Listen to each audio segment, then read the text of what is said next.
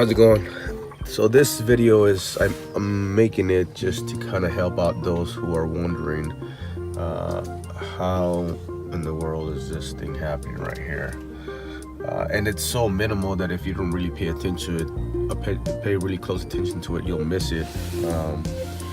And I missed it for a little bit. It wasn't until it started dripping into the actual cabin that I was able to tell. But as y'all can see, there is a seal on this portion right here of the truck, right? Which what made me believe that was the initial issue.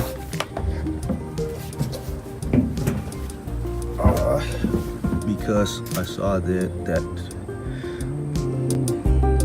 seal stopped right there, and it no longer has it. However, after paying close attention to it, the problem was right here. Obviously, I took the light out, but the seal here was actually the one that was causing the leakage. So if you're looking right here, this is the actual inside of the cabin, and that's how that water is getting in. So